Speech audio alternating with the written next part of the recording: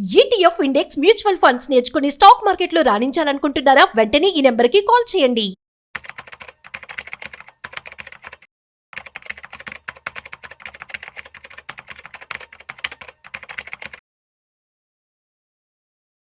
Hi hello నమస్తే, welcome back to Suman TV. Present మనతో పాటు ఉన్నారు stock market analyst Sundar Rama Reddy గారు.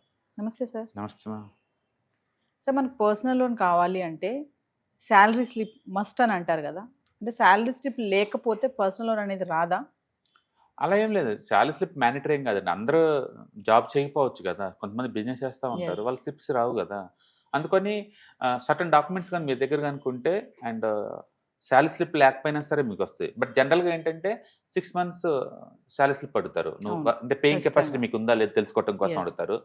అండ్ ఇంతకుముందు లోన్స్ తీసుకుని ఎక్కకుండా హిస్టరీ ఉందనుకోండి, మంచి క్రెడిట్ స్కోర్ అంటే 750 కన్నా పైన ఉందనుకోండి, మీకు లోన్స్తో కొంచెం మామూలు రేటుకు వచ్చే ఛాన్స్ ఎక్కువ ఉందన్నమాట. అయితే is it mandatory 6 months salary Salary. Slip అంటే కంపల్సరీ ఏం కాదు. మీకు ఇంకా వేరే డాక్యుమెంట్స్ సరిపోతుంది అనమాట. లైక్ ఐటీఆర్ ఫైల్ చేస్తున్నారు, లాస్ట్ 2 years ఐటీఆర్ ఫైల్స్, దాని బేస్గా తీసుకొని మీ ఇన్కమ్ ఎంత గెస్ చేస్తారు అవతలలో. రెండోది ఫామ్ 16, మీరు ఆల్రెడీ జాబ్ చేస్తున్నారు, ఫామ్ 16 అప్లై చేసి ఉంటారు కదా, దాన్ని బట్టేసి కూడా ఇన్కమ్ స్టేట్మెంట్ పెట్టేసి కూడా మనం చెప్పచ్చు.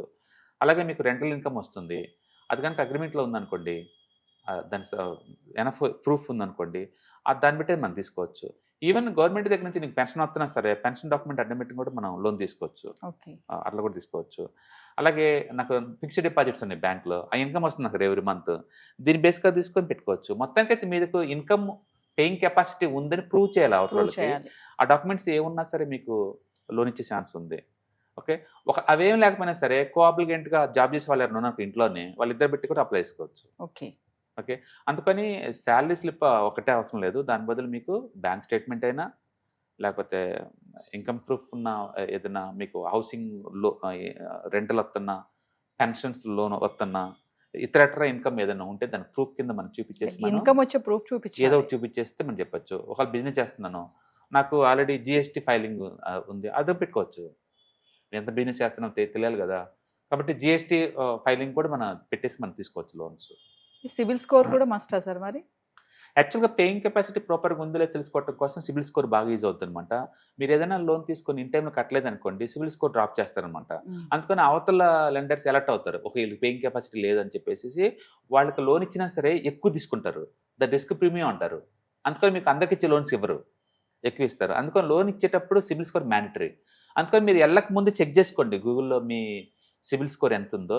ఇవాళ రేపట్లో మీరు యూపీఐ పేమెంట్ యాప్లో ఆడుతుంటారు కదా, దాంట్లోనే బై డిఫాల్ట్ మీకు ఇస్తాడు వాడు మీ స్కోర్ ఎంత అని. ఒకవేళ స్కోర్ తగ్గినట్టు అనిపిస్తే కొంచెం ఇంప్రూవ్ చేసుకున్న తర్వాత లోన్కి వెళ్ళటం బెటర్. సిబిల్ స్కోర్ ఇంప్రూవ్ చేసుకోవాలంటే ఏం చేయాలి సార్? ఏదైనా డ్యూస్ చూడండి, ఎక్కడ డ్యూ మీరు కట్టలేకపోతున్నారో వాటి వల్ల వచ్చింది అనుకోండి, వాళ్ళతో సెటిల్ చేసుకోండి. చాలాసార్లు ఏముందంటే మన వాళ్ళు క్రెడిట్ కార్డ్ తీసుకుంటారు, దాన్ని వాడకుండా పక్కన పడేస్తూ ఉంటారు, ఆ పేమెంట్ మెయింటెనెన్స్ డ్యూ పెరుగుతూ ఉంటుంది. Yes. లేదా ఎక్కడైనా మీరు క్రెడిట్ కార్డు వాడరు, అవతల వాడారని చెప్పి ఇద్దరి మధ్య ఇష్యూస్ వస్తాయి. అవి వచ్చినప్పుడు దాన్ని రిజాల్వ్ చేసుకోకుండా నేను కట్టలేనా, నేను ఒరిజినల్ వాడినప్పుడు నాకు ఎందుకు అని చెప్పేసి మనం కట్టమన్నమాట.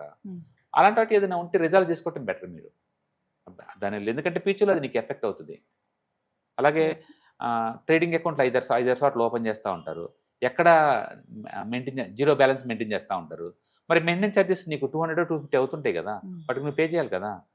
అలాంటివన్నీ ఎఫెక్ట్ అవుతూ ఉంటాయి. Yes. ఇవాళ రిపోర్ట్లు ఏంటంటే ఈ ఫైనాన్షియల్ ఇన్స్టిట్యూషన్ అన్నిటి మధ్య ఇంటర్లింక్ వచ్చేసింది.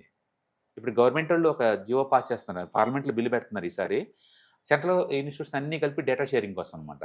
అది ఒకసారి ఆ బిల్లు ఓకే అయిపోయింది అనుకోండి, మీరు బ్యాంకు లోన్ తీసుకున్నా, ఇంకోసారి పర్సనల్ లోన్ తీసుకున్నా, ఇంకొకసారి నువ్వు హౌస్ కొన్నా, ఈ మొత్తం ఇంటర్లింక్ అవుతుంది, డేటా షేరింగ్ అవుతుంది అందరికీ. Yes. అందుకని ఫ్యూచర్లో ఈజీ అవుతుంది అన్నమాట ఈ రూట్లో.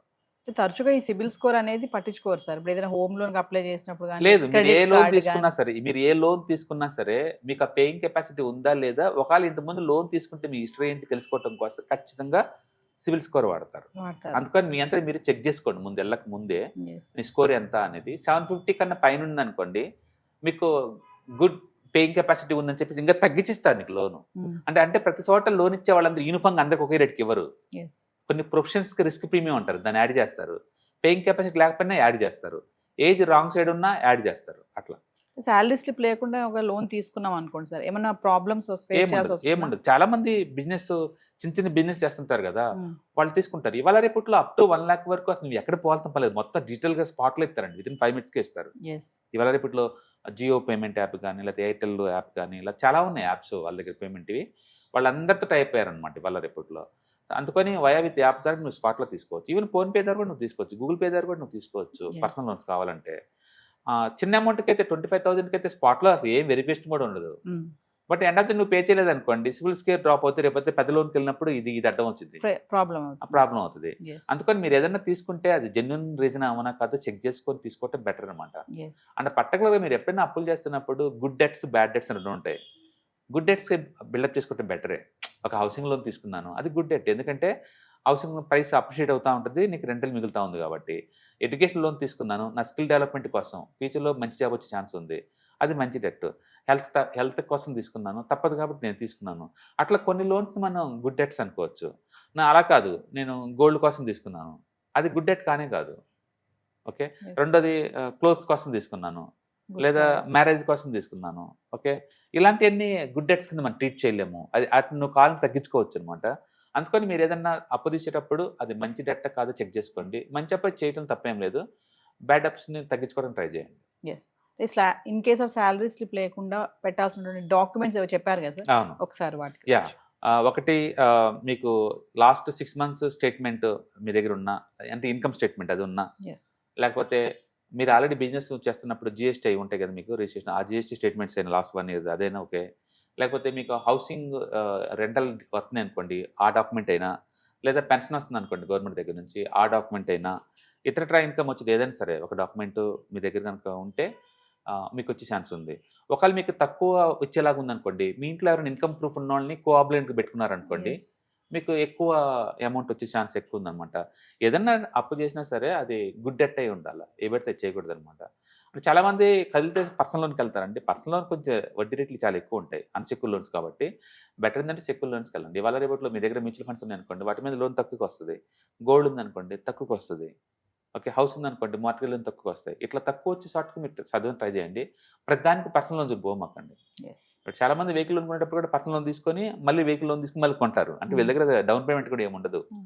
అలాంటి బెటర్ అవాయిడ్ చేయండి అనమాట. Thank you sir.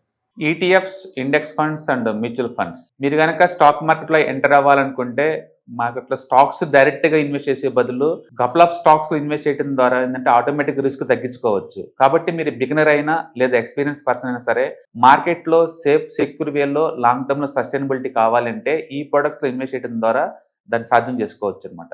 కాబట్టి మీకు ఎవరికైనా సరే ఈ ఈటీఎఫ్స్, ఇండెక్స్ ఫండ్స్, మ్యూచువల్ ఫండ్లో ఇన్డెప్త్ నాలెడ్జ్ కోసం అండ్ గైడెన్స్ కోసం ఈ ట్రైనింగ్ ప్రోగ్రామ్ అటెండ్ అవడం ద్వారా మీరు మనీ మేక్ చేసుకోవచ్చు. కాబట్టి మీకు ఇంట్రెస్ట్ ఉన్న పార్టిసిపెంట్స్ ఈ వీకెండ్లో జరిగే వెబినార్ అటెండ్ అవడం ద్వారా, ఇందులో ETFs, index funds, mutual funds అంటే ఏంటి, వాటిని ఎలా మనీ మేక్ చేసుకోవాలి, వాటిని ఎలా మేనేజ్ చేసుకోవాలి, వాటి గురించి కాంప్రహెన్సివ్ ట్రైనింగ్ మీకు ఈ ప్రోగ్రాంలో అందించబడుతుంది.